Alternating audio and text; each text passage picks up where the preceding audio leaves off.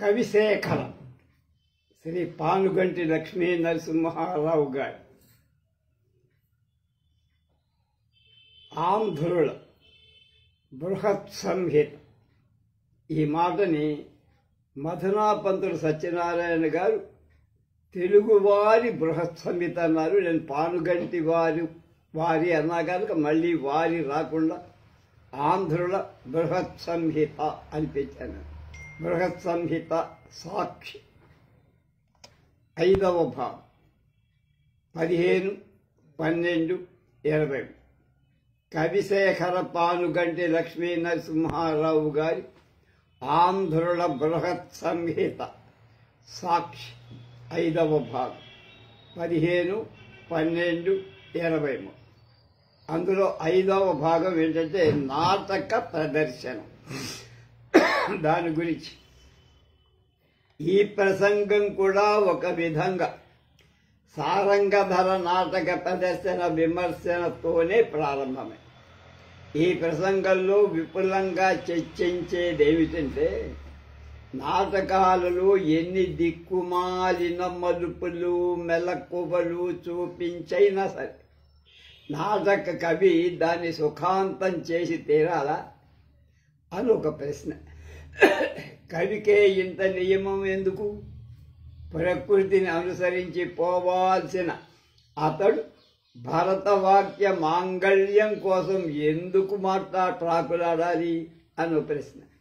ప్రపంచంలో మనుషుల జీవితాల నడక, వాళ్ళ కష్టాల కదలిక ఒకలాగానే ఉంటుంటే జీవితం సుఖమయంగా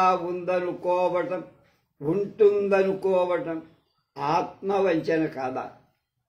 అయితే మన వాళ్ళు సుఖాంత నాటకాలను రచించడంలో ఉద్దేశం ఏమై ఉంటుంది? మనమే పూర్వం పడిన కష్టాలు ప్రస్తుత సుఖావస్థలో తలచుకుంటే తాత్కాలికంగా కొంత మనస్సు కలతపడిన వర్ణనాతీతమైన ఒక ఉత్సాహం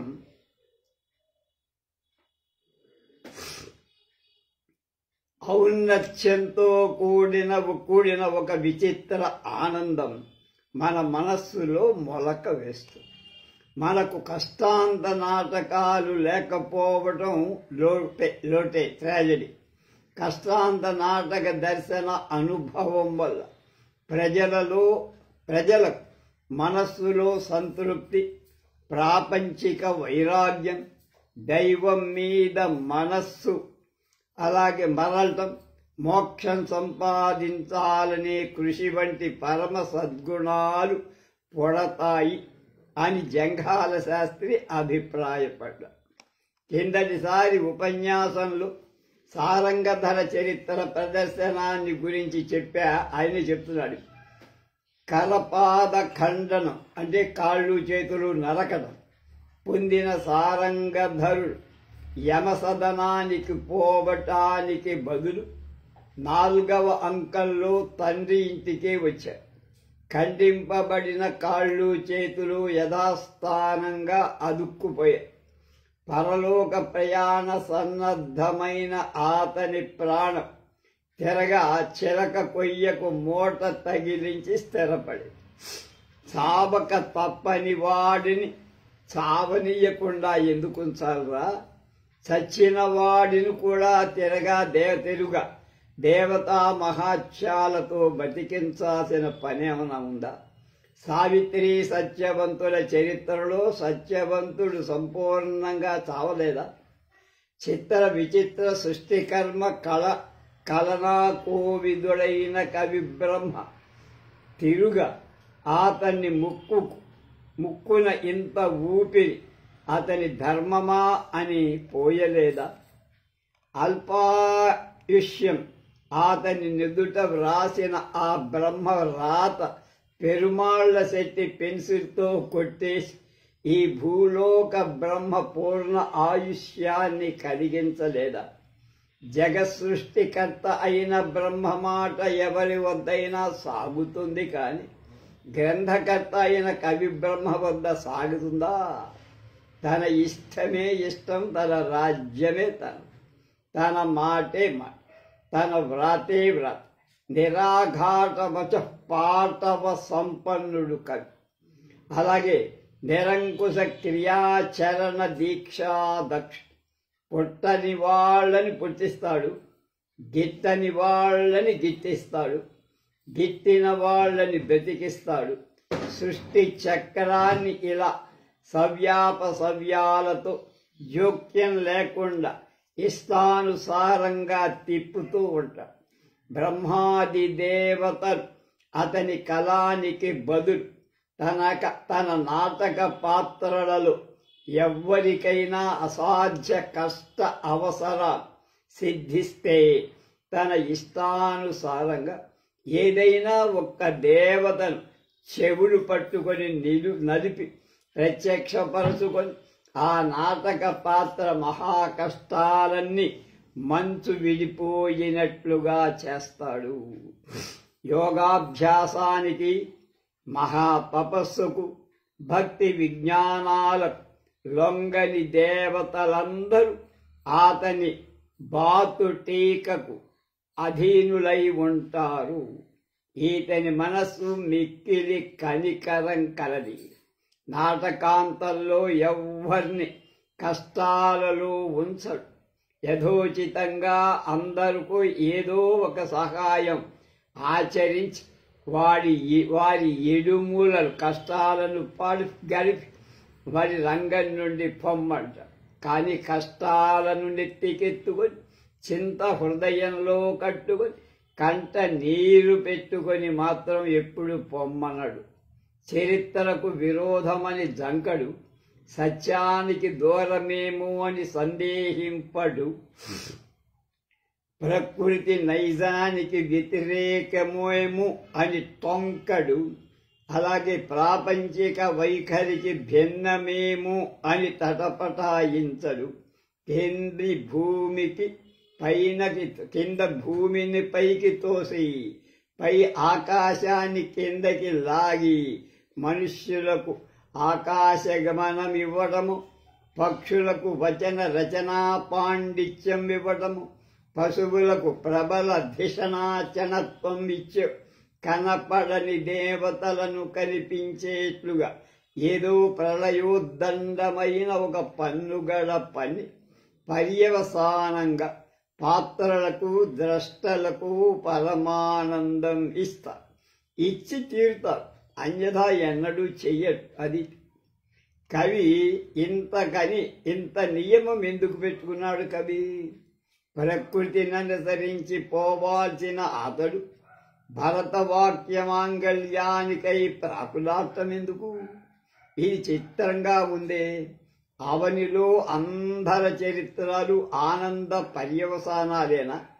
లోకంలో కన్నులు లేని వాళ్ళెంతమంది, కాళ్ళు చేతులు లేని వాళ్ళెందరు, నపుంసకులెందరు, అల్పబుద్ధులెందరు, పశుప్రాయులెందరు, భర్తలచే నిష్కారణంగా విడనాడబడిన వనితలెందరు, భార్యలు పెట్టిన విషయాన్నే విషయాంతో చచ్చిన భర్తలెందరు, ధూమశకట మయోమార్గం నుండి పరడిపోవట తలలు పగిలి కాళ్ళు చేతులు తెగిలి చర్మాలు ఊడి సంధులు విరిగి పొడి రక్తంలో ముద్దలై నామరూపాలు లేకుండా భయంకర మరణాలు పొందిన వారెందరూ?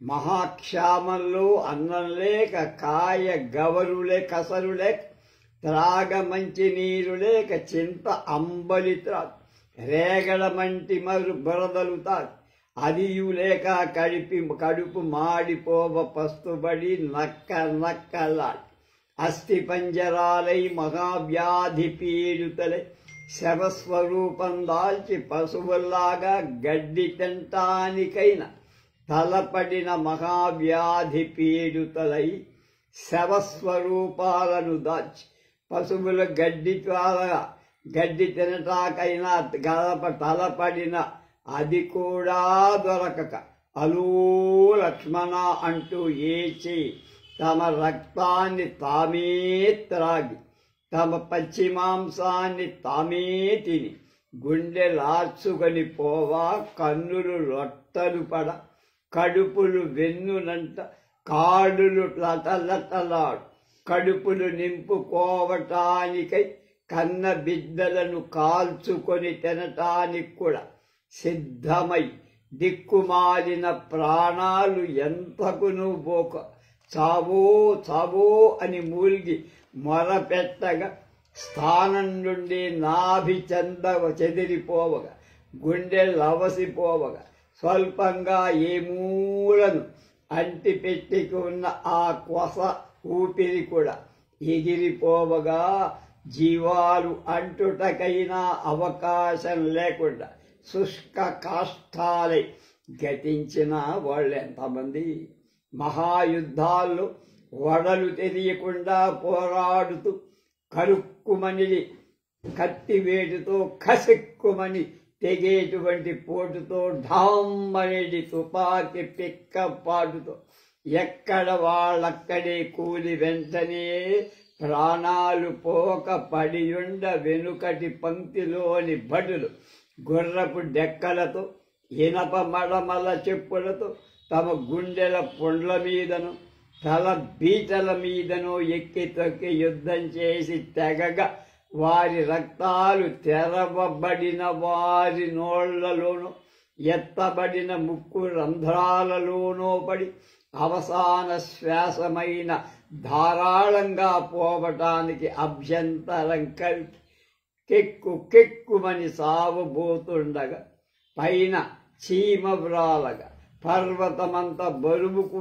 తోచినటువంటి స్థితిలో గబుక్కున పైనున్నవాడు కింద పడక అవర్ణనీయమైన బాధకు లోనై ప్రాణాలు బాయువారెందరు. మహాంబోధి ప్రయాణంలో పైనుండే భూతాల ఝంకారాలను లోనుండే పర్వతాల ఠంకారాన్ని నావలు మునిగిపో సముద్రంలో పడి క్షారోదకంతా మునిగి కెక్కుమంటూ పైకి లేచి చేతికేది అందితే అది గ్రహించి తమకించి గొంతుకలో పోపిరి స్తంభించిపోవ కడుపు లుబ్బ ముక్కు కొననింక కొంచెం ఊపిరి ఉండగానే ఏ మొసలో ఏ పెద్ద చేపో నడుమో కాలో పట్టుకొని కర్ర నముడు కిందికి లాగుకొని పోగా ప్రాణాలు పైకి పోయిన వాళ్ళు ఎంతమంది.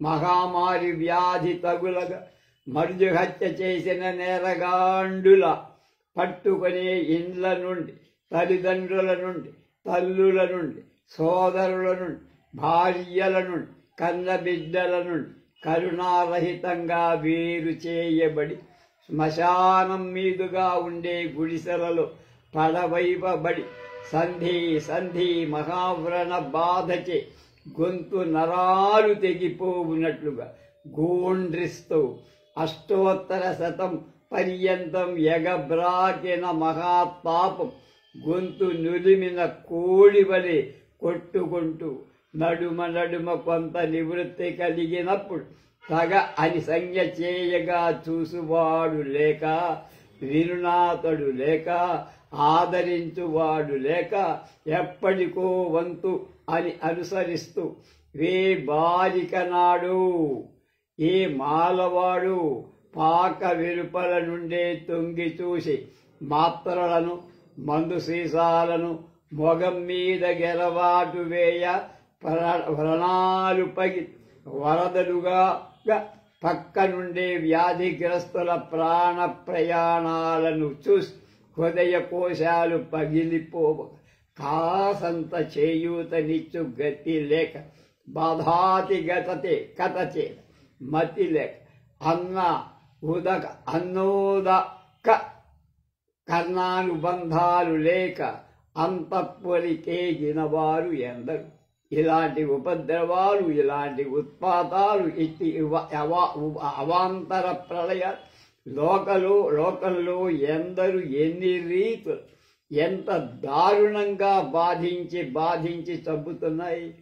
సాంసారిక నిత్యకృత్యంలో అమ్మా అని పలక నేర్చింది మొదలు హరి అని ప్రాణం విడిచే వరకు పడుచుండేటువంటి అన్ని కష్టాలకు ఈ ఉపద్రవాలు కూడా తోడై ఉంటే మనుష్యుల బ్రతుకులు ఇట్టివేయో ఇలాంటివా అని యోచించటానికై గుండె తాడుతుందా?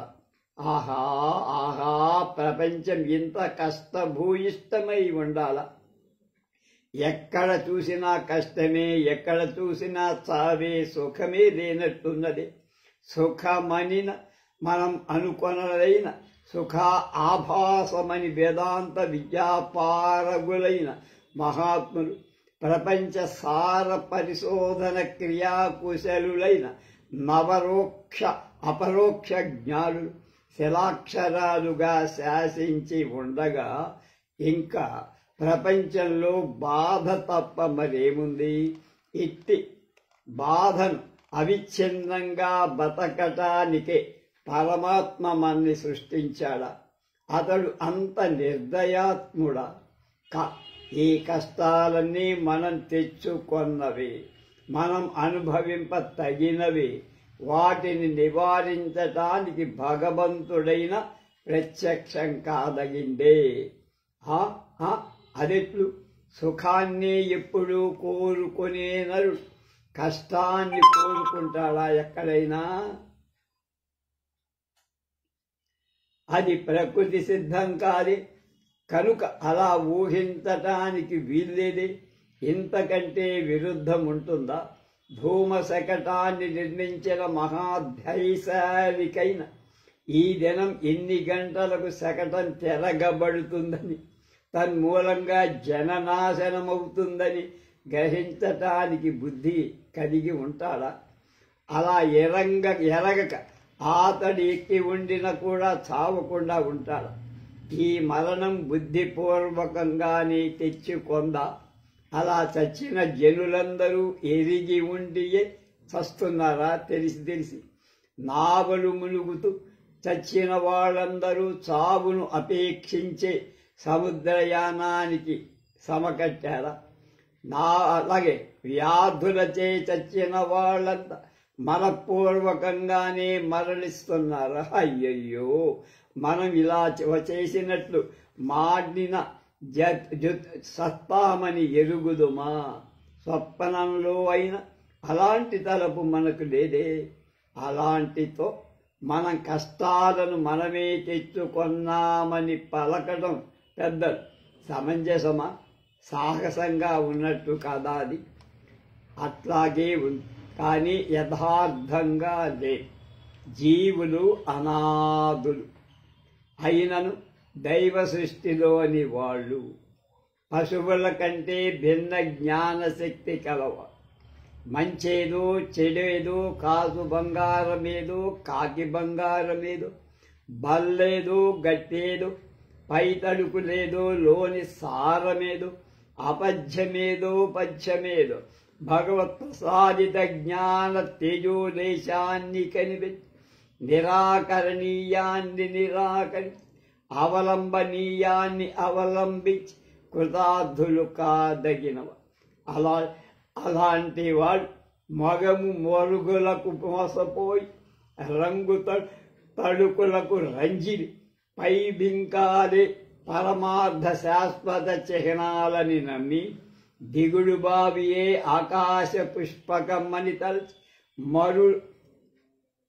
మరువ తగినది దాన్ని వదిలివేసి పఠించాల్సిన గ్రంథాన్ని పారేసి కొరబి దయ్యాన్ని గృహ దీపంగా భావించి అంతరాకాశవాణిని అనాదరించి, అంటే మనసు చెప్పింది వినకన్నా బుద్ధిపూర్వకంగా సదసద్విజ్ఞాన సాహాయ శూన్యంగా తద్బోధనా వ్యతిరేకంగా కూడా తప్పులు మనం చేస్తున్నప్పుడు తత్ఫలితం అనుభవించనక్కర్లేదా? మనం చేసేవే కాదు. స్వయంకృతాపరాధ సంభూత కష్ట సంతతిలో మనకు భగవంతుడు కవి కల్పనాన్ని అనుసరించి తోడుపడి మనలను ఆనందంగా ఓలలార్చున దూలగుండి గింజలు చల్లి తులసి మొక్కలకై కాంక్షింప తగున ఏదో ఒక విత్తనం వేసి ఇంకో పంట పండాలంటే రాదుగా. తండ్రిని చెప్పు తీసుకొని తన్నిన కొడుకు దేవతల పుష్పవృష్టికై తల ఎత్తడానికి వీలుందా? అవశ్యమనుభోక్తవ్యం కృతం కర్మ శుభాశుభం అని పెద్దలు పలకలేదా? కర్మబద్ధులమైన మనం ఈ జన్మంలో ప్రారబ్ధ కర్మ అనుభవించాల్సిన వాళ్ళం కదా. ఈ జన్మ ప్రస్తుత కార్యస్థలం అయినప్పటికీ పూర్వానికి ఫలస్థలం కదా. పూర్వం చేసిన దానికి ఫలం కదా మనం అనుభవించే. జనాల్లో బుద్ధిమంతుల కంటే బుద్ధిహీనులు ఎక్కువ సంఖ్యలో ఉన్నారని ఉండటం చేత సత్కర్మాచరుణల కంటే దుష్కృతికర్తలు అధిక సంఖ్య కలవారని చెప్పాలా? కనుక సుఖ పర్యవసన్న జీవుల కంటే కష్టపర్యవసన్న జీవులు ఎక్కువగా సంఖ్యలో ఉన్నారని తెలుతోందిగా. ఇది కాక కష్టాలనైన సుఖాలనైన స్వయంకృత పూర్వకర్మ ఫలాలే కాని మనల్ని బాధించటానికి కాని సుఖపెట్టడానికి కాని పరాత్ముడి చేత ఈయబడినట్లు కూడా కొంచెం కనపడుతోందా, గోచరిస్తోందా? దుష్కర్మం ప్రబలం కాగా దాని దౌష్యం అనుసరించే బుద్ధి నడుస్తుంది కదా. అదే కదా కష్ట సుఖ హేతువయ్యేది. ఇది కాక పాపీ చిరాయువని సుకృతి గతాయువని పెద్దలు పలుకుతున్నారు కదా.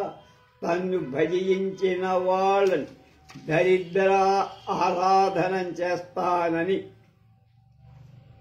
దరిద్రాధములను చేస్తానని నారాయణమూర్తి గారి నిరాఘాత శపథం ఒకటి ఉంది కదా.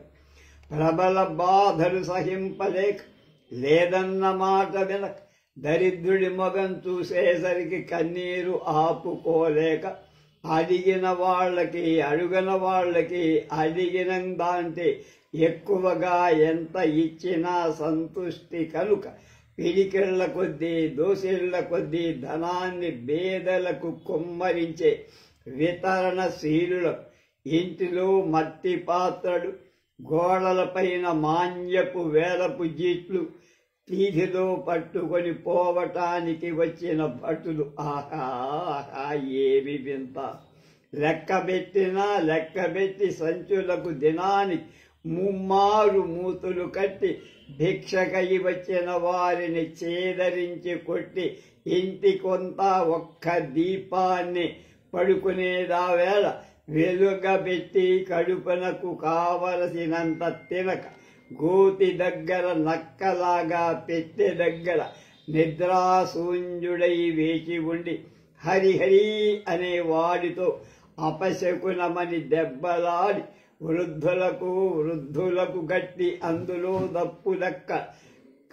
వృద్ధులు కట్టి అందులో తప్పులెక్కడో కల్పించి ధనం కూడబెట్టిన పరమ నిర్భాగ్యాధమాధముని ఇంటిలో బంగారు పళ్ళాలు, గోడలకు ఉచితంగా సంపాదింపబడిన చిత్రపటాలు, వీధి అరుగుల మీద రుణాలు ఆశించటానికి వచ్చి ప్రాకులాడుతున్న ప్రభువు గుర్రాలు తామే మేపుకొను వద్ద ఆ ప్రభువులే ఉత్తమ వర్ణునకు విహారార్థమిచ్చిన ఆ గుర్రాల బండిలో ఈతడు స్వారీ చేస్తూ పోతుంటే రాజభటులే ఆ దారిలో కారాగృహ నివాసానికై తీసుకుపోబడుతుండగా వాణ్ణి ఇతడు చూసి పిచ్చిముండ కొడుకు అని నవ్వుకొని సకిలించటమా?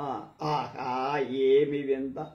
పరరాజు దుర్మార్గుడై ప్రజలపై దండెత్త స్వప్రజా సంరక్షణానికై తన దేశాన్ని దుష్టుని బారి పడకుండా కాపాడుకొనటానికి దైవధ్యానం చేసి సత్యమే జయిస్తుందని బ్రాహ్మణ ఆశీర్వాదాన్ని యుద్ధానికి పోయి శత్రువుచే పట్టుబడి శత్రు గుర్రపు బండిని మూపన పెట్టుకొని లాగి అతని చే చిత్తర వధను సన్మార్గుడు పొందుతూ అతని తలను కర్ర చివరం తగిలించి ఊరేగిస్తుండగా భేరీ నినాదాలతో వేశ్యాగాన నృత్యాలతో దుష్ట ప్రభు విజయోత్సవం జరుపుకోవటమా? ఏం వింత! ప్రపంచ వైఖరి అలా ఉంది. దాతకు కారాగార బంధనమా? కృపణులకు రాజసన్మానమా? సత్ప్రభువునకు ఘోర మరణమా? దుష్ప్రభువునకు రాష్ట్రద్వయ 2 రాష్ట్రాల పరిపాలనమా? కృత్యాలకు తత్ఫలాలకు ఎంత భేదం ఉందో చూడ. ఇట్టి భేదం లేకుండా చేయటాన్ని కవి న్యాయాన్ని పొయిటిక్ జస్టిస్ స్థాపించటాన్ని కవి వీళ్ళ చరిత్రలు రాయవలసినప్పుడు దాతకు కారాగృహపు దొడ్డిలో కాసుల గాజు దొరికినా చనియు సత్ప్రభువుని పథకాల మందు శంకరుడు ప్రత్యక్షమయ్యి అను చెప్పి వాళ్ళ చరిత్రను సుఖాంతంగా పూర్తి చేస్తా. పరోపకార శక్తికై తమ సర్వస్వాన్ని కర్పూర హారతిగా చేసి తాను హరించిపోతున్న దాతకు కారాగృహ మరణమే మహాలంకారం కాని కాసుల గంగాలంకారం. సత్ప్రభు మరణాని కాలంలో శంకరుడి రాక కంటే విష్ణు కింకరుల రాకయే అధిక శ్లాఘ్యం, అంటే ఆహ్వానించదగింది. అదిగాక ఈ జన్మ సుఖాలే సుఖాల, ఈ జన్మలో కష్టాలే కష్టాల. ఇక్కడ న్యాయానికి సత్యానికి వెంటనే ఫలాలు కలగకపోతే ఇక అంతేనా? ఈ జన్మ ఉత్తమమైందని శాశ్వతమైందని అపవర్గంలో సాధనం అనుకుంటాం, కానీ ఇంతటితో ఇది కళతేరేది కాదని తెలీదా? దాతను వెక్కిరించిన కృపణుడి ముఖం ఈ లోకంలో గుర్రాల తోకల జాడింపుతో ఎగిరిన జోరీగల కాటులు కాని దాత మొగంలో శాశ్వత లోకంలో దేవతాకాంతల పూల సొరటుల ఊపులతో విరిసే పారిజాత మకరంద బిందు సంతోషముల పాట్లు కావా? అట్టి మహానంద పదవికి అతనికి పరాత్పరుడు శాశ్వతంగా ఇయ్య సంకల్పించి ఉండగా ఎంతలో కవి తొందరపడి పాపం అతనికి కాసు గంగాళాన్ని సమర్పించడం ఎందుకు? కాసుల కొద్దీ గంగాళాలను సమర్పించడం ఎందుకు? దానివల్ల ఏం ప్రయోజనం? దిక్కుమాలిన సంసారపు మిడిమేళంలో చర్వితంగా గంతులు వేయుటానికాక మరెందుకది అక్కరకు వస్తుంది? శాశ్వత సుఖం పొందాలన్న వాడి తుచ్చ సుఖం ఈయ తగున. వారణాసిలో సన్యసింపదలుచుకొని పోయేవాడి వారకాంతను పారితోషికంగా ఈయవచ్చునా? సత్ప్రభుండు పైన చెప్పినవాడు ప్రాణాలను పోగొట్టుకొని కైలాసానికి వెళ్ళి నిత్యానందంలో శంకర సన్నిధానంలో నివసింపవలసిన పుణ్యాత్ముడు కాదా?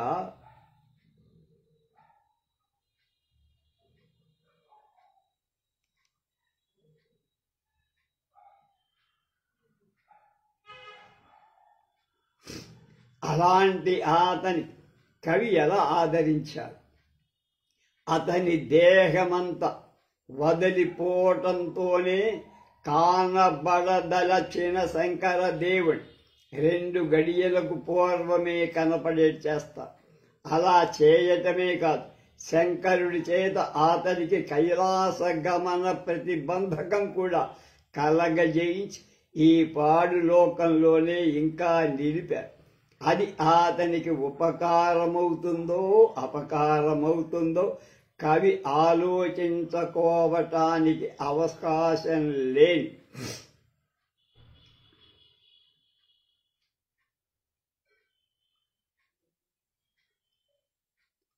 సంభ్రమంతో ఎలా అయినా అతన్ని బతికించాలనే పట్టుదలతో శంకరుణ్ణి ఇప్పుడు తీసుకొని రావచ్చా?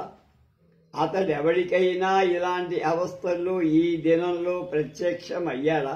చూశామా ఎవడైనా? దేవతలని ఇలా మన ఇళ్లలోని పెద్ద బంట్లులాగా తిప్పటం సహజ వైఖరికి విరుద్ధం కాదా? అనేటువంటి సంగతి ఏవి ఆలోచింపగా కవి తన ఇష్టం వచ్చినట్టు చివర్లో అంటే నాటక అంతంలో మారుస్తాడు. ప్రపంచం ప్రారబ్ధ ఫల అనుభవ స్థలమని ఆలోచించిన, నూతన కర్మాచరణ స్థలమని ఆలోచించిన అది దుఃఖపూర్ణమై ఉన్నట్లు కనపడు. సుఖం అనేది ఉంటే అది మిగుల తక్కువగా ఉన్నట్లు కనిపి. అలాంటి ప్రపంచ నటన నాటక కవి పరమార్థ ప్రతిబింబంగా ఉండాల్సి ఉన్నప్పుడు సుఖాంత నాటకాల కంటే కష్టాంత నాటకాలు ఎక్కువగా ఉండాల్సినట్లు కనపడుతోంది కదా. కానీ అలా రాయలే. కష్టాంతం రాస్తే మనకేదో అరిష్టం జరుగుతుందనే భయం. నిండు ఇవి సమంగా ఉండాలిగా. కొన్ని ఎన్ని కష్టాంత రాసావో అన్ని సుఖాంతాలు ఉండాలిగా. అలా ఉన్నాయా? పోని లేవు. ఆసేతు హిమాచల పర్యంతం ఉన్న భాషలలో ఒక్క కష్టాంత నాటకమైన మనం వాళ్ళు రాశారా? ఏల ఉండకపోవాలి. మన వాళ్ళటిది ఉండకూడదని కూడా నియమం ఏమైనా చేశారా? అది కూడా చేశారు. మంగళాదీని మంగళమధ్యాని మంగళాంతాని అని ప్రబంధ లక్షణాన్ని చక్కగా ఫ్రేమ్లో పెట్టేశారు. కనుక ఆ లక్షణాన్ని నిర్వచించిన ప్రకృతిలో రూపాయకు 14 గణాల భాగం, రూపాయికి 16 అణాలు, అందులో 14 గణాల భాగం అన్నమాట.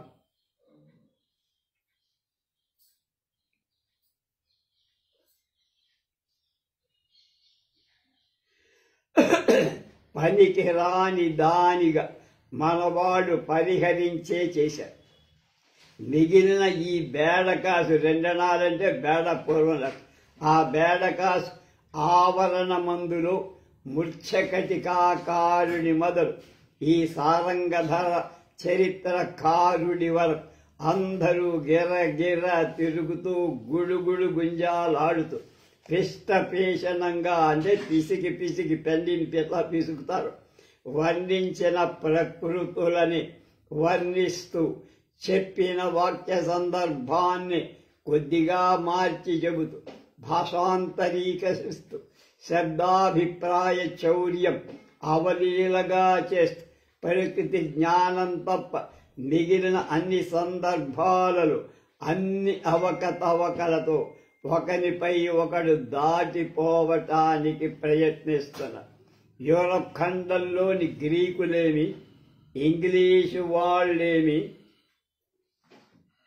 ఇంకా మరికొందరు జాతి వారేమి సుఖాంత నాటకాలు కష్టాంత నాటకాలు కూడా రాశారు. ప్రకృతిని అనుసరించి వ్రాసేవాళ్ళు అలానే వ్రాయతగిందిగా కనపడు. కేవలం కష్టాంతర నాటకాలు ట్రాజడీలను నిరాకరించడం హేతు సందర్భానికి, శాస్త్రానికి, సమాజ వైఖరికి, ప్రపంచ ధోరణికి, ఇతర దేశ నాటకర్తల ఆచారానికి కూడా చాలా భిన్నంగా ఉంది. ఇట్టి కట్టుబాటు మనలో మాత్రమే ఎందుకు ముఖ్యంగా ఉండాలో నాకేం స్పష్టంగా కనపట్టల్లా. నాటక మధ్యంలో ఎన్ని కష్టాలున్నా నాటకాంతంలో ఆ కష్టాలన్నీ కడతేరి తీరాలి కదా. అలా ఉండటానికి కారణాలేమో కొంత ఊహిస్తాం. కష్టదశలో జనులను భగవంతుని సహాయమేదో రూపంగా తప్పకుండా కలగవలసింది. కష్టాలందుచేత నివారింపాలి. అలా చెప్పకుండా ఉంటే మనుషులలో కష్టాలు సహింప శక్యం కాకుండా ఉంటారు. భగవంతుడు ఆపద్రక్షకుడు. తమ ప్రార్థనలు విని తమ దైన్యాన్ని చూసి ఎలాగో అలాగా తమ్ము ఆ ఆపదల నుండి విముక్తి చేస్తాడు అనే సంపూర్ణ విశ్వాసం మనుష్యులకు నశిస్తుంది సుఖంత కాకపోతే. జనులిలా భగవత్ ప్రార్థనా విముఖులై క్రమక్రమంగా నాస్తికులవుతారు. ఇది ఒక కారణంగా ఊహిద్దాం. కాలి మీద కురుపు క్రమక్రమంగా ఎదగాలి, పలకబారాలి, చితకాలి, క్రమంగా ఆరాలి, అప్పుడు బాధ తీరదు. అంతేగాని ఈ రీతిగా ఎన్ని ప్రార్థనలతో అతడు చేసినా దానికి ఏమైనా వియోగం ఉందా? ఇది యథారీతిగా మానటానికి తీసుకునే కాలంలో ఒక్కరోజైనా తగ్గించటానికి ఎవరికైనా అవకాశం ఉందా? అలాగే కర్మఫలం అనుభవించి తీరాలి. అనుభవ కాలంలో ఒక్క త్రుటి అయినా తగ్గించుకోవటానికి ఎన్ని ఏడ్పులు చేసినా తగ్గుతుందా? తగ్గదు. తగ్గించువాడు కూడా ఎవడూ లేడు. పూర్ణంగా అనుభవించాలి. ఆ అనుభవ పూర్తి అయిన పిమ్మట ఆ ఆపత్తంతా అంతమందుతుంది. ఈ అంశాలు మనలో మహావేదాంతి మందబుద్ధి శిఖామణి వరకు సంపూర్ణంగా వాళ్ళకి తెలుసు. ఇలాంటి అనుభవం నిత్య సంసార పుత్యాల గడియను ఒక్కసారి అయినా ప్రతి మనుషుణ్ణి మనస్సుకు తగులుతోంది. అంటే గంటకోసారి అని అర్థం. తగిలిన స్థిరంగా నిలబడి మనస్తత్వంలో ఐక్యమవుతోంది. ఐక్యమై దినదిన ప్రవృద్ధమై మనస్సంతా ఆవరించివని. మనలో ఎంత విద్యావిహీనుడైన, ఎంత మూఢుడైన, ఎంత తుచ్చుడైన కష్టాలను పడేటప్పుడు నేను చేసుకున్నదేదో అనుభవిస్తున్నా, ఎంత పాపం చేశాను అంత ఫలం ఆవగించైనా మిగలకుండా అనుభవించి తీరాలి అనే నిశ్చయ జ్ఞానంతో ఉంటాడు. ఈ జ్ఞానం అనేది అపరోక్ష జ్ఞాని మొదలు ఆలకాపరి అంటే గొడ్డ కాపరి వరకు కాక అధమమైన అంత్యజాతుల వారి వరకు దినదిన అనుభవంలోనే ఉంది. కష్టాలు రాగా ఎలాంటి వాడైనా తన్ను దూషిస్తూ కొంటాడు. కానీ భగవంతుడు నాకు ఈ కష్టాలు ఇచ్చాడని కానీ, తానెట్లు తెచ్చుకున్న కష్టాలు భగవంతుడు నివారణ చెయ్యలేదని కానీ దేవుణ్ణి ఎప్పుడూ దూషించడు, దూరడు. అన్నం లేక ఏడ్చేవాడు పూర్వం ఎవడి కడుపు మార్చానో నేను అని ఏడుస్తాడు. సంతతి లేనివాడు పూర్వం ఎవడికి ఒక్క కుళ్ళు కాయైనా ఇయ్యకుండా నేను నిర్భాగ్యుండగా ఉన్నాను, ఆ ఫలితాన్ని ఇప్పుడు అనుభవిస్తున్నాను ఏడు. అంతేకాని దైవాన్ని ఎవడు కూడా దూరేవాడు అంటే తిట్టేవాడు, దూషించేవాడు లేడు. ఆపదలందు లొంగిపోకుండా ధైర్యాన్ని కటాక్షించమని భగవంతుడిని ప్రార్థిస్తాం. అంతేగాని కష్టాలు పరిమితిని అనుసరించి పడాల్సిన పడక తీరని కష్టాలు భగవంతుడు బాపలేదని ప్రార్థనా విముఖుడై ఎవ్వడూ ఉండడు. జనులు నాస్తికులవుతారేమో అనే భయం కూడా ఎంత మాత్రం అక్కర్లా. నాటక ప్రదర్శనలో సంతసం పొందాలని విచ్చేసిన ద్రష్టలకు అంటే చూసేవాళ్ళకు నాటక మధ్యంలో ఏడ్పించి నాటకాంతంలో కూడా ఏడ్పుతో ఇంటికి పంపించడం బాగా ఉండదని మనవాళ్ళు సుఖాంత నాటకాలే చేశారా? అది కూడా కారణం కాదని నాకు అనిపిస్తుంది. మనమే పూర్వంలో పడిన కష్టాలు ప్రస్తుత సుఖావస్థలో తగులుకొన్న తాత్కాలికంగా కొంత మనసు కలత పొందిన వర్ణనాతీతమైన ఒక ఉత్సాహం, ఔన్నత్యంతో కూడిన ఒక విచిత్ర ఆనంద అనుభవం మన మనస్సులో అంకురిస్తుంది. ఇతరులు పూర్వంలో పడిన కష్టాలు మనం సుఖస్థితిలో ప్రదర్శింపబడగా చూడగా, అలాగే అంతకంటే ఎక్కువగా ఒక్క స్వల్ప చింతాకు ఛాయావృతమైన ఆనందం వైరాగ్య గంధిలమయ్యేటువంటి ఒక చిత్రమైన మనశ్శాంతి కలుగుతుంది. అలాంటి అనుభవం మనకి లేదు. దానికి కారణం మనలో కష్టాంత నాటకాల శూన్యత లేకపోవడం. ప్రాపంచిక జనసంఘార్థ శేముషీనాథుడు అని చెప్పబడిన అరిస్టాటిల్ అనే అతడు ఈ విధంగా అనుకున్నాడు. ఎడిసన్ రాస్తున్నాడు ఆయన అన్నట్టుగా, Aristotle considered the tragedies that were written in either of these kinds and observes that these which ended unhappily had always pleased the people and carried away the prize in the public disputes of the stage from those that ended happily. Terror and commiseration leave a pleasing anguish in the mind and fix the audience in such serious composure of thought as is more lasting and delightful than any little transit of joy and satisfaction. ఇది కాక సెనైకా అనే Greek పండితుడు ఇలా చెప్పాడని Edison చెప్తున్నాడు.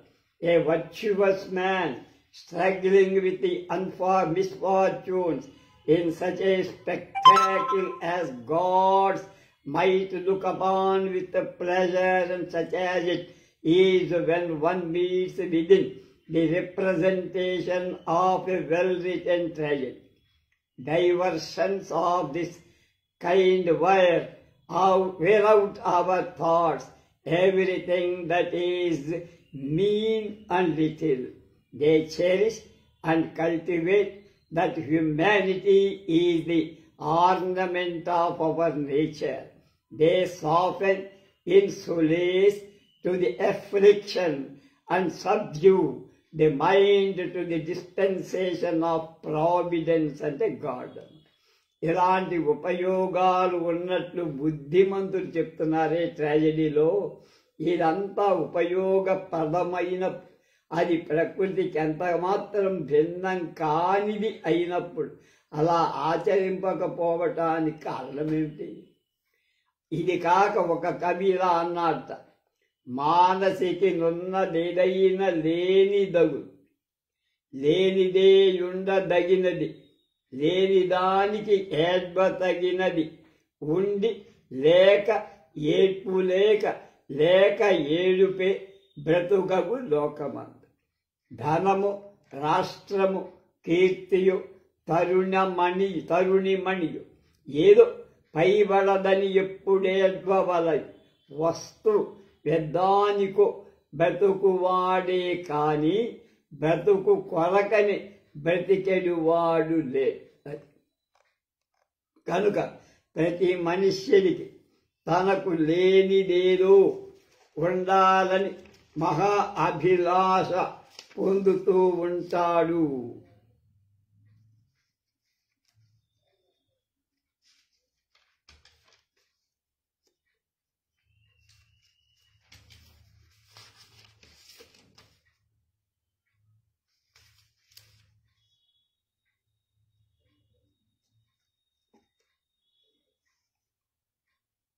అది తనకు ఎంత కష్టపడినా సిద్ధింపకపోవటం చేత మనస్సు చెడి ఉంటుంది. అలాంటి స్థితి క్రమంగా ఎదిగి పురుషులకు పిచ్చి కింద తెగుతుంది. స్త్రీలకు కూడా ఒక జాతి ఉన్మాదం, హిస్టీరియాలోకి సంక్రమిస్తుంది.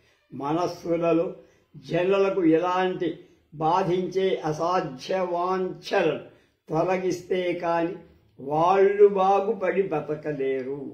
వడలిలో తాపం ఆవిరి స్థానంతో నివారింపవచ్చు.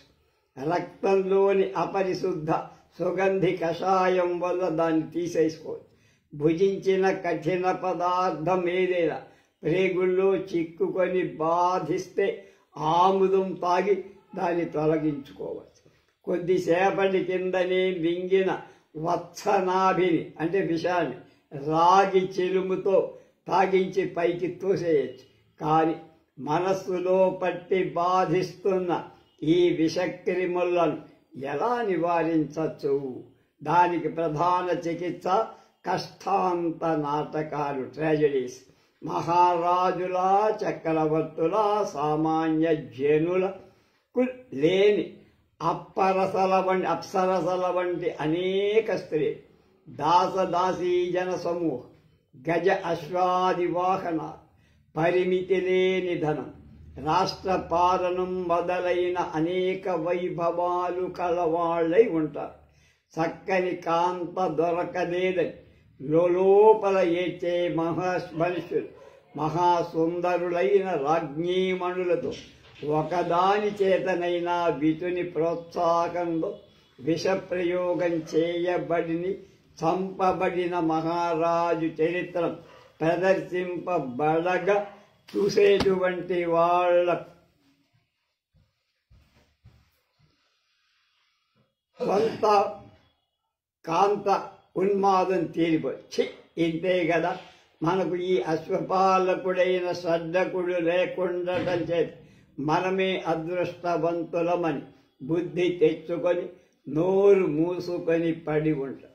అలాగే తమకు లేవని మనుషులు ఏడ్చేటప్పుడు వారి అన్ని గొప్పతనాలు, సుఖవంతుల అన్ని సౌఖ్యాలు, గొప్పవాళ్ళ సౌఖ్యవంతుల క్లేశ కారణాలు, మరణ కారణాలు అయ్యాయని నాటక ప్రదర్శనలో జనులు తెలుపుకొని రేని అలాంటి జ్ఞానమే వాళ్ళ మనక్రియలకు మోదుగా కుమార అంటే ఆనందం కలిగి కష్టాంత నాటక దర్శన అనుభవం వల్ల జనులకు చిత్త సంతుష్టి, ప్రాపంచిక వైరాగ్యం, దైవాధీన మనస్కత, మోక్షోపాయ దిదృక్ష మొదలైన భవతారక సాధనాలైన పరమ సద్గుణ సంపత్తి అంకురిస్తుంది. ఈ లాభం భాగవత పురాణం వల్ల రదా, సూత్ర భాష్య పారాయణంతో రదా, గీతాధ్యయనంతో రదా అని ఆక్షేపించకూడదు. రాదని నేనేం చెప్పట్లా, కానీ మనస్సులో పరమార్థాన్ని లగ్నం చేయించే శక్తిలో శ్రవ్య ప్రబంధాల కంటే అంటే చెవితో వినేవాటి కంటే దృశ్య ప్రబంధాలు అధికమని నేను మీకు చెప్పక్కర్లా, మీకే తెలుసు. కనుక పౌరాణికుల గ్రంథకర్తల నుండి వెలువడిన శ్రీకృష్ణ నామం నాటకం నేపథ్యం నుండి వెలువడి శ్రీకృష్ణ పాత్ర చేసిన ప్రయోజనంలో శతాంశమైన చెవి కంటే కన్ను అధిక జ్ఞానం కలది కదా. అందుకనే షేక్స్పియర్ రచించిన అన్ని నాటకాలలో, కష్టాంత నాటకాలలో ముఖ్యమైనవి లియర్, ఒథెల్లో, హ్యామ్లెట్ బహు శ్లాఘా పాత్రాలయ్య. ఇంకా ఉండగలవు. కనుక ఎన్ని విధాల అలాంటి నాటకాలు ఉత్కృష్టాలు, సుఖాంత నాటకాలు మంచివి కావని నేను ఎప్పుడూ చెప్పను. వానిని మాత్రమే రాసి మిగిలిన వాటిని కేవలం వదిలివేయటం ఉందే, అది నిజం అని నిరాకరించడం తప్పు. మన వాళ్ళు వాటిని కూడా రాసి ద్విముఖమైన ప్రకృతిని నిష్పక్షపాతంగా రెండు వైపులా పరామర్శ చెయ్యాలని నా అభిప్రాయం అన్నాడాయన.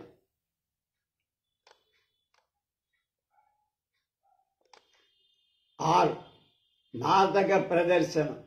నాటకాల్లో పాటల్ని పెట్టడం విషయంలో జంఘాల శాస్త్రికి కంపరం ఎక్కువ. ఆ భావాన్ని అతడు ఎక్కడా దాచుకోడు సరికదా, కొండబద్దలు కొట్టినట్టు చెప్పారు. ఆ పాటల్లో విరుపుల వల్ల, సాగతీత వల్ల వచ్చే అనర్థాలకు అతడు మండిపడిపోయాడు. నాటకాల్లో రసభావాలను మంట గొలిపే సంగీతం అంటే జంఘాల శాస్త్రి తనకున్న మంటను బయట పెట్టారు. ప్రజలు, అందులో పామరు, ఈ పాటల నాటకాల వల్ల చూపించే ఆదరణ, అభిమానం, వేలం వెర్రి ఎంత అర్ధరహితమైనవో ఖండించి పాశ్చాత్య గాన నాటకాల ప్రసక్తి తెచ్చి వాటికి వీటికి తేడా చెప్పారు. ఒక్క భక్తిరస ప్రధాన నాటకాలను సందర్భ శుద్ధిని బట్టి పాట ముఖ్యంగా ఉండాలి, కానీ ఇతర రసాలు మిగిలిన పాత్రల చేత పాటలు పాడించద్దు. నాటక రంగం మీద గానానికి ఏమాత్రం చోటీయకూడదని జంఘాల శాస్త్రి తీర్పిచ్చాడు. అతని ఉపన్యాసం ఇలా ఉంది. ఈ నడుమ నాటక ప్రదర్శనాన్ని గురించి 2 ఉపన్యాసాలు ఇచ్చా.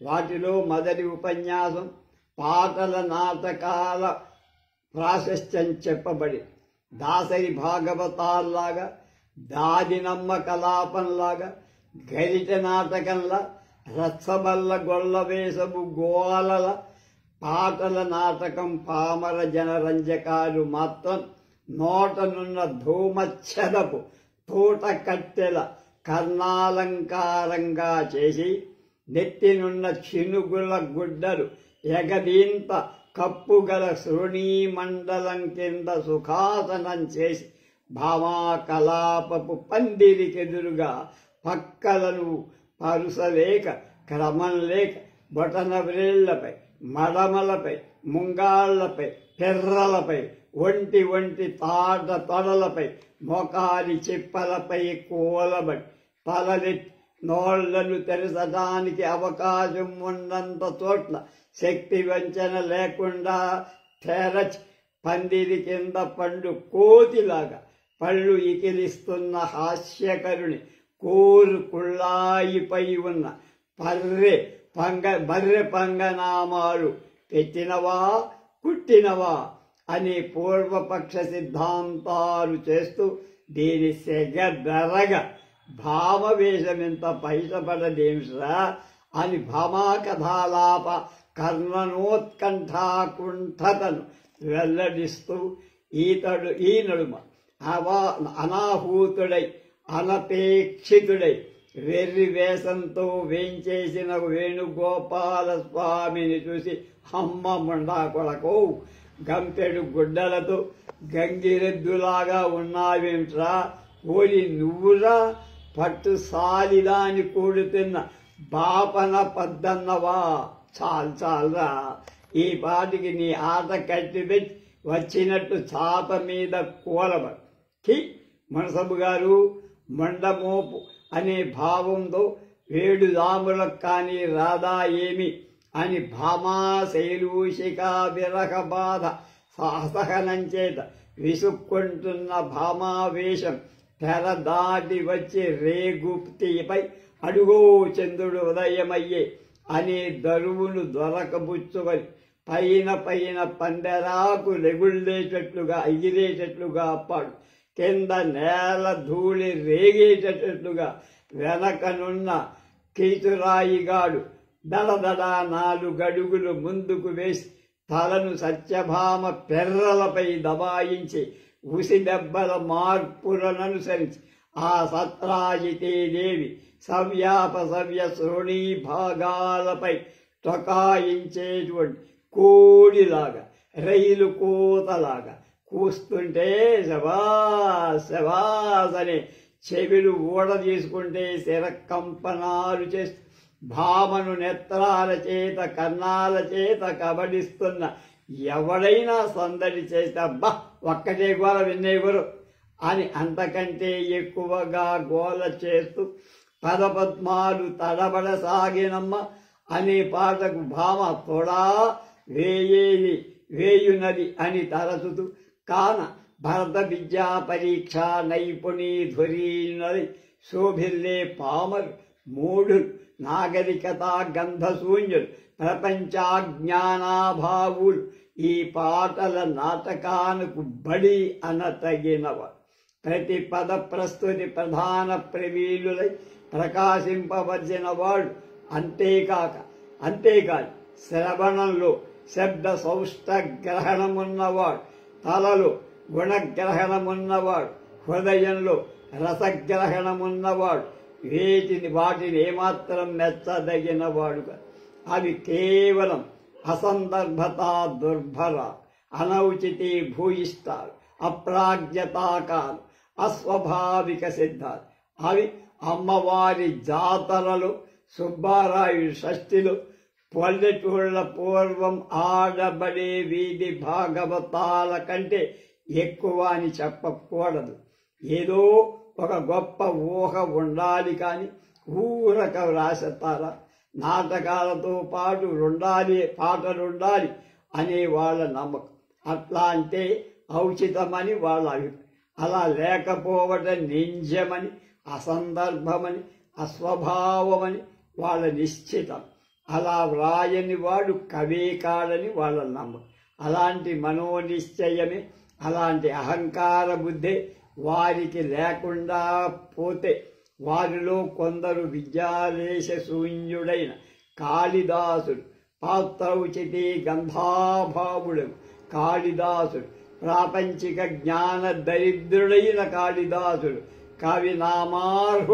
కవినామ అనర్హుడైన కాళిదాసుడు, నామమాత్రమైన లేకుండా నశించిన కాళిదాసు, బుద్ధి లేక జగత జ్ఞానాంధకారావస్థలో వ్రాసిన అభిజ్ఞాన శాకుంతలలో నిర్భాగ్య, నిరర్ధక, నిస్సహజ, నీరస, నిర్జీవ శ్లోకాలను బేగడాలి తాళాడంబరంతో రంగు, తేయం, రసం, గాత్రం, ప్రాణం, ఆత్మాశ్రయాన్ని ఝంపాది తాళ సంపదచే మందగమన, భావన, నాట్యం, వ్యోమయాన ధాటం ఈ పేరులేని నాటకాన్ని ప్రసిద్ధ సంగీత శాకుంతలంలోకి ఫిఠాయించి అని మాలిన పనికి మాలిన వట్టి మసిబొగ్గును మడిరాజమైన వజ్రంగా చేశారా? లేదా అయ్యయ్యో, మరుది జన్మానికి కన్నీరు ఉంటే ఏడ్వడానికి ఇంతకంటే దురవస్థ ప్రపంచంలో ఉండవు. మారరా శివా, నాకు మంగళం జయామంగళం మారరా. మారరా అంటే అనరు. ఓరి మారరా అనే ఒకడు పాడారు. ఆ గాయకుడిని నేను బెదవాడ నుండి నంద్యాలకు వెళ్లే రైలు బండిలో కలుసుకున్నాను. అతడు ఏ ఊరి వద్ద బండి ఎక్కాడో నేను ఎరగను, కానీ మారికాపురం వద్ద మారరా అనే ఈ పాట ప్రారంభించి కంభం వరకు పాడేశారు. నేను ఆ పాటను అతడు పాడిన దీక్ష కంటే ఎక్కువ దీక్షగా విన్నా. అతని పాటలోని హాయి నెది కాదు, అతని పాటలోని అర్థం తెలియక ఎంతసేపు విన్నా. శిశువుకు మంగళమానర అనరా అన్నమాట. మంగళము అనరా, దాన్ని మానరా అని పెట్టి అని మంగళపు హారతి ఉంటుందా అని నేను అనుకున్నాను. చివరకు అర్థం తెలియక ఆ గాయకుడినే అడిగా. మనకు తెలియదని అతను చెప్పాడు. మనకు తెలియదని. అది ఇది ఏది గతి? అతడు అర్థం చెప్తాడని కొండంత ఆశ పెట్టుకున్నా. ఎట్లాగైనా దాని అర్థం తెలుసుకోవాలని నాకు పట్టుకై మరొక కీర్తనమేదైనా పాడమని అతన్ని కోరా. పాడుమనేసరికి నాలుక వెనకాడు స్వభావాన్ని అనుసరించి కాబోలు అతడు తనకు మరేదీ రాదన్నాడు. తర్వాత అప్పుడు నేను, నీ ఊరేమిటయ్యా అన్న. మంగళగిరి అన్నాడు. అతడు మంగళగిరి పానకరాయుల నివాసం కదా. పానకాల రాయుడనగా నరసింహుడు కదా. అందుకే నీ కీర్తన నరసింహస్వామి మీదిదేమో అని ఊహించి మా నరసింహునకు మంగళం జయమంగళం అని కీర్తనమని నేను నిశ్చయపరుచుకున్నా. జామున్నరసేపు తల కొట్టుకున్నా, మెదడు చింపుకున్న, పాత కాషాణప్రాయమై ఉండి డొంక తిరుగుడులతో, చిడివ్రేతలతో, లక్షిత లక్షణాలతో 3-4 మడతలు వైచి సాగతీయటంచే తొదకు కట్టు కథలాగా ఈజిప్టులోని హెరాగ్లిఫిక్స్ లాగా విన్నారు. విడిపోయి కీర్తనంగా ఉండగానే ఎంత మాదిగ మంచమైనప్పుడు శ్లోకం కీర్తనం కాక ఎంత గాలిద గత్తర అవుతుందో.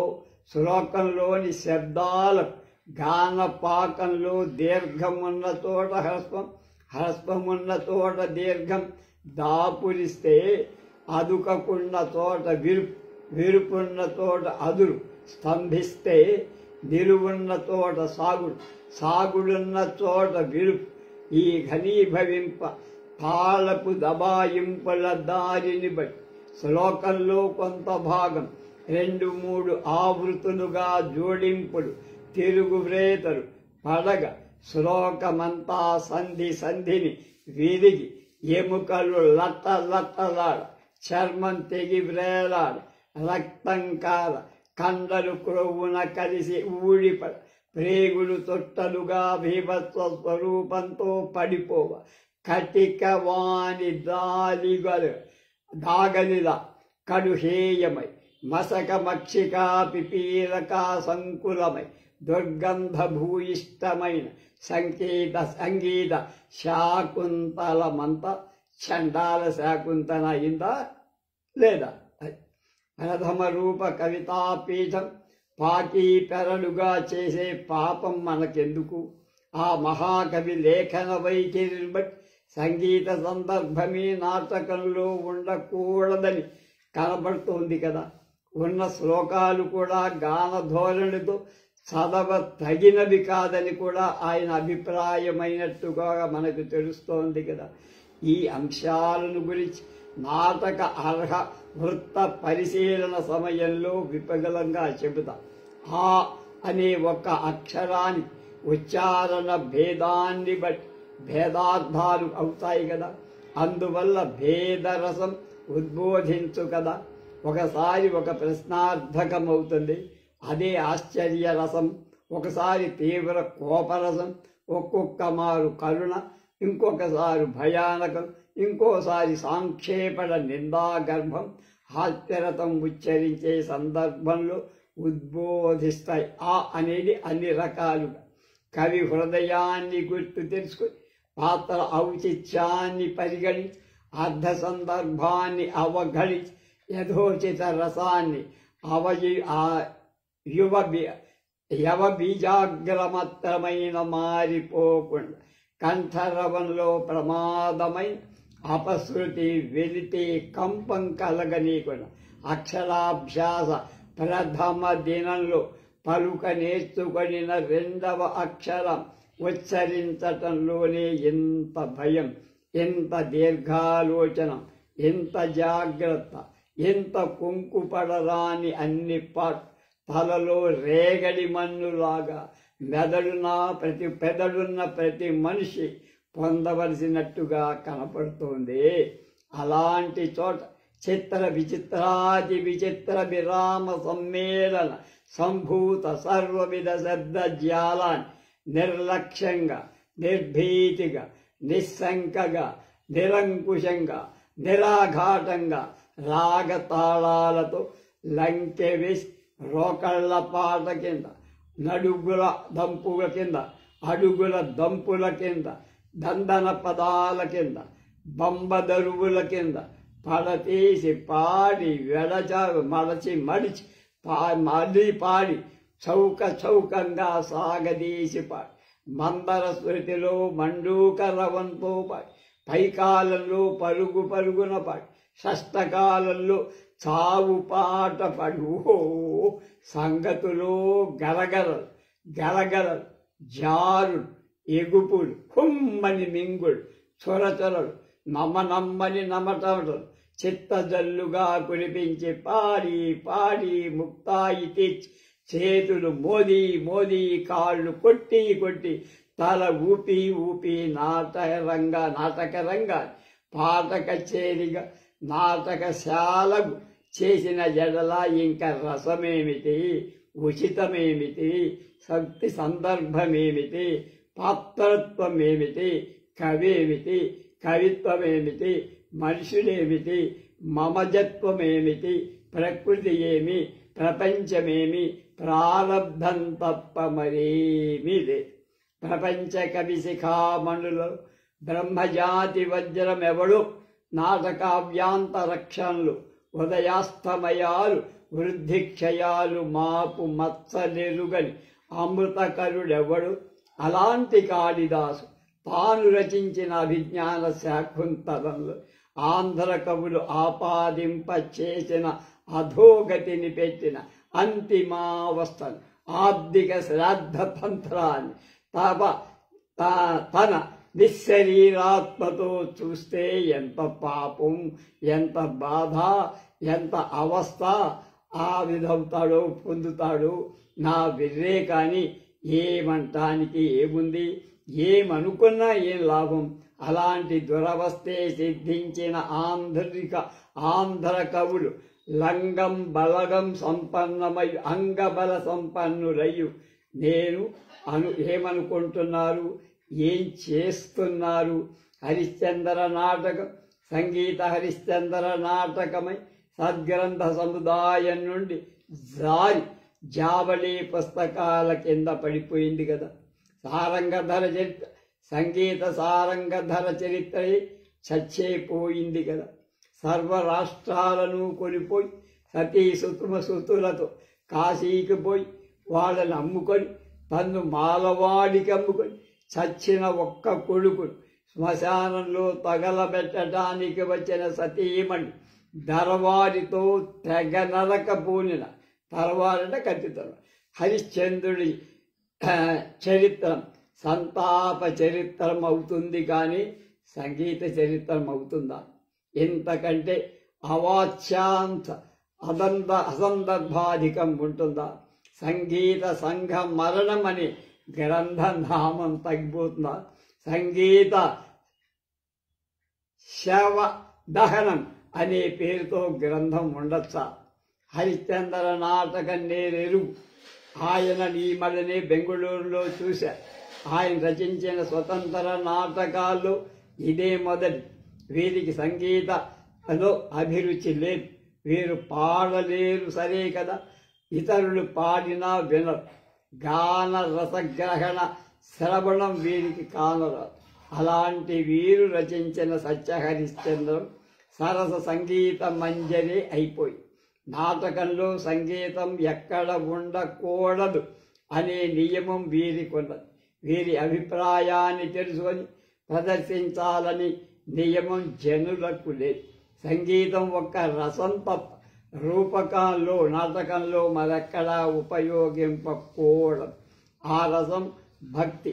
ఈ భక్తి భగవంతుడి మీద అనురాగం, చంచలతమైన చిత్తం అతని యందు లగ్నం చేయటాన్ని పడరాని పాట్లు పడాలి.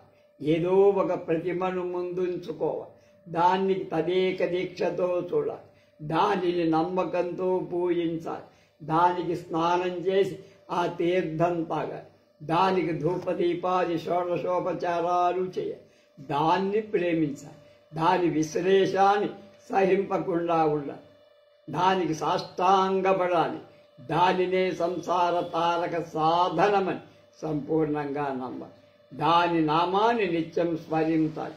అలా కొంతకాలం చెయ్యగా కంటిలో ఒక విధమైన మార్పు గలి ఆ విగ్రహం తేజోవంతమైందిగా, జీవవంతమైందిగా, చలనశక్తి సంపద్వితమైందిగా కనబడు. కన్ను చెదరిన కొద్ది మనసు దాని యందు లగ్నమై ఇతర ప్రపంచ వైభుక్ష్యం పొందు. అప్పుడు వెర్రి కేక, ప్రార్థనతో చేసిన పాటలకు అనుగుణంగా ఆటలు, చిత్తావశ్యకత్వం కలుగు. ఇలా పాడి వడలు తెలియక ఆడి పరవశత్వంలో భక్తుడు విస్మితుడై పడిపో. ఇది భక్త్యుద్రేకంలో ఆరంభావస్థ. అలా క్రమక్రమంగా విస్మృతి కాలం పెరుగుతుంది. వడలు తెలియని మనుష్యుడు తైతెక్కలాడే స్వభావం కలబాడై ఉంటాడు. కాళ్ళ చిందులుంటాయి, గానం ఉండి తీరుండాలి. ఆటకు పాటకు అత్యంతమై. అందుచేత భక్తి రసంలో పాట ముఖ్యంగా ఉండాలి. ఈ రసంలో తప్ప ఇతర రసాలలో మిగిలిన పాత్రల చేత పాటలు పాడించకూడదు. గానానికి నాటక రంగం ఏమాత్రమైన చోటు ఇవ్వకూడదు. ఉపేరా అంటాం. పాశ్చాత్య భాషలో ఒక విధమైన గ్రంథాలున్నాయి, కానీ గాన ప్రధానంగా ఉంటాయి. వీటిలో కొంచెం హెచ్చు తగ్గుగా పోలి ఉండేవి మనలోని యక్షగానం. ఇవి ఇటలీ దేశం వాళ్ళు పూర్వం తరచుగా రాసి ఉండారు. వాటిని అనుసరించే ఇంగ్లాండ్ మొదలైన దేశం వాళ్ళు తమ తమ భాషల్లో వాటిని వ్రాసి దీనికి ప్రధానమైంది గానం. తర్వాత ఇలాంటి గ్రంథ ప్రదర్శనాన్ని గురించి ఎడిసన్ హేళనగా "It is laid down as an established rule, which is received as such to this day, that nothing is capable of being well set to music that is not nonsense." ఇప్పటి మన దేశపు పాటల నాటకాలే ఆ Opera లాంటివని, వాటిలో పదాలు ఉన్నట్లే వీటిలో కూడా ఉండొచ్చని, వాటిని జనులు ఆదరించినట్లే వీటిని కూడా ఆదరింప తగుదని పాటల నాటకాలు చేసే కవులు అనొచ్చు. అలా అంటం సమంజసమేం కాదు. వీరి నాటకాలు దశరూపకాల్లో చేరాయి. యక్షగానాలు కవు. యక్షగానాలు కేవల గానాలు. అవి దశరూపంలోకి రావు. దశరూపకాలంటే కాలక్షేప గ్రంథాలు కావు. బాహ్యాంతర ప్రకృతి చిత్రపట. ఎడిసన్ తిరుగా నాటకస్థ గానార్హత గురించి, అంటే నాటకంలో గానం యొక్క అర్హతను గురించి ఇలా అంటున్నా.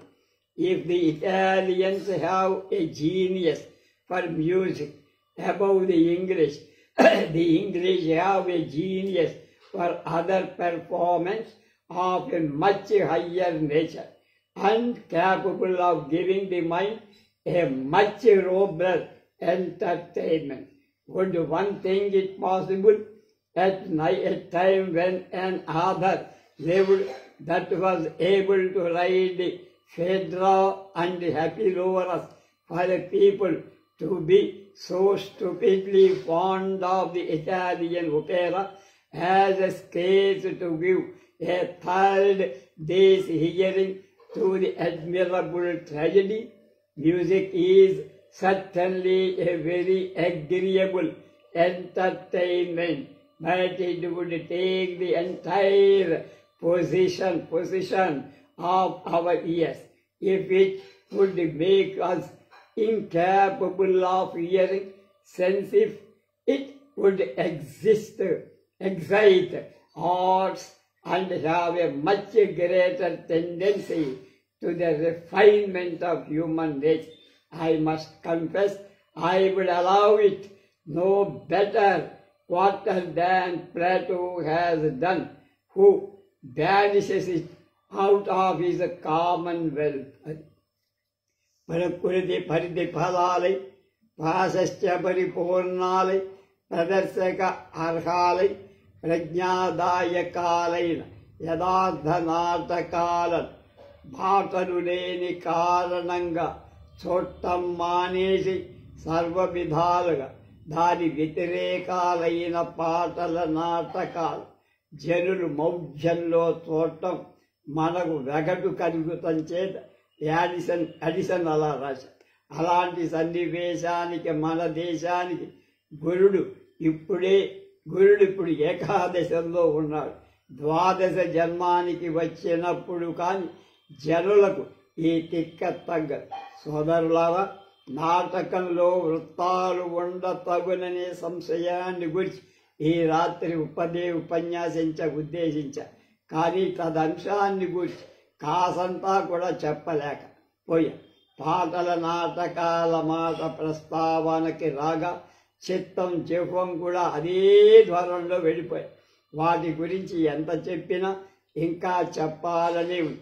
కానీ ఇంకా వాటిని గురించి మీకు సాధ్యమైనంత వరకు శ్రమ ఇవ్వరు. విధి లేక ముందెప్పుడైనా చెప్పాల్సి ఉంటే చెప్పే సందర్భంలో మన్నింతురుగా. ఈసారి వృత్త నాటకాన్ని గురించి చెప్పడానికి అవకాశం లేదు కనుక ముందెప్పుడైనా చెప్తా. జిహ్వ మనకు వశమై ఉండాలి, కానీ మనం జిహ్వకు వశలై ఉండకూడదు. అశ్వవసుడైనటువంటి ఆస్తికుడి అవస్థను అడగాల అని వాణీదాసుడు సణుక్కుంటూ సభ నుంచి విడిచిపోయాడు. రేపు నాటకీయ పద్య రచన గురించి జంఘాల శాస్త్రి ఉపన్యాసం విందాం.